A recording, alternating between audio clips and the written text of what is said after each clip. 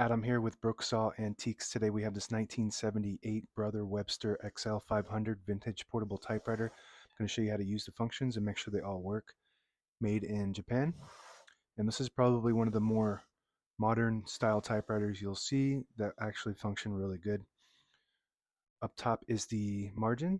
This is your left margin. This is your right margin. I'm going to set it on 0 and about 75 to 80. And this is the paper support arm that flips up from the back like a switchblade.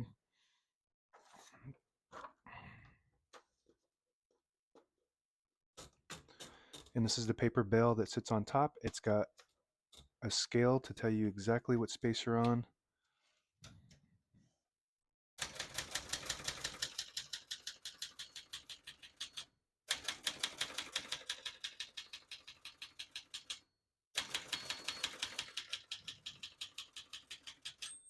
Once you hear the bell, you're at the end of the margin. Hit this line space, get you back to the beginning, and skips 1, 1.5, or 2 spaces.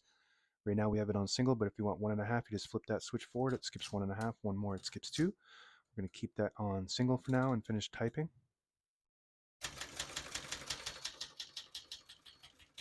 As you can see, all the keys type nice and none of them skip or stick. I'll type a sentence in red on the next line and switch from black to red. There's a switch on the right side here. Flip that up to that red indicator. It prints the bottom portion of the ribbon, which is red. When you have it in the middle, it doesn't print any ink at all. It just leaves a stencil for copying purposes. When you have it all the way down, it prints the top portion of the ribbon, which is black. So we're going to move that to red. Did not hit that hard enough.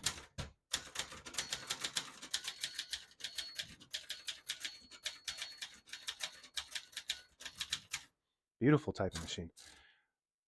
I wouldn't say it's underrated, but it's definitely a nice typewriter. I think it's very popular. The Brothers are very popular typewriters. They still make printing machines and whatnot to this day, but it's kind of got a little bit of a heavy touch to it, but it's a well um, engineered typewriter. It's kind of like in the mix between a standard typewriter and a luxury typewriter, and it's in the middle between a ultra portable and a standard portable. So it's pretty small for a portable, but it's not an ultra. So we're going to move the color back to black, and to pull the page out easy, there's a switch on the right side there. You flip that back and it unlocks the rollers underneath the platen, allowing you to pull the page out easier, load thicker paper like carbon copy or cardstock. Make sure you flip that back before you load the next page or else it won't load correctly. I'm going to flip this down too. So the carriage, very smooth, and it doesn't have the escapement sound when you push it back. Very smooth. It's like that's how you could get that luxury feel. Shift on each side and a shift lock on the left. To clear that, just hit the shift button again. Touch control to the left of that. Low to high. The higher you go, the more tension there is when you hit the keys. You do have to hit them a little bit harder for them to print, but they respond faster. So you just want to mess with that and gauge what your touch control feel is. Right side is the backspace. Very smooth. And the tab button is a standard 10 space tab, so you can't manually set those. Those are just already set for you. The top spool cover pops off like that. It's got 2 prongs, so it just pulls right up. And it's got these 2 spacers that lock in like that. And these are 3D printed because the originals were dry and broke. So if you need these, if you have one of these and you need some of these frame spacers, check out my shop.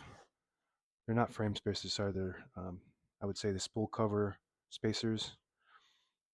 All the brand new ribbons loaded on the left, so it's pulling clockwise to the right. If you want to switch the direction, you just flip this ribbon guide to the opposite direction and it'll pull counterclockwise to the left. You don't really need to mess with that unless you're having issues with the direction, because it will automatically reverse itself when it uses up one side.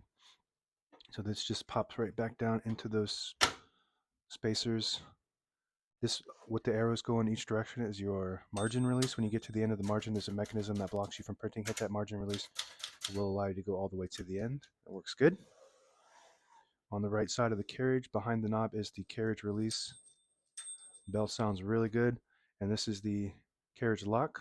So you flip it to the front of the machine and it will lock the carriage in the middle. Flip it to the back to unlock it. And it doesn't have a carriage release on the left side on this model. But on the line space indicator, if you flip it all the way back to the R, that stands for roll. That means you can just roll. There we go. You can roll the platen so you can get to an exact spot on the page. But when you do that, you will lose your spot. So just make sure that you don't need your spot anymore once you do that. And then you flip it to the 1, you get the clicks. Each one of those clicks is a half a space. And that's it. Now available on eBay or Etsy. Search Brooksaw Antiques.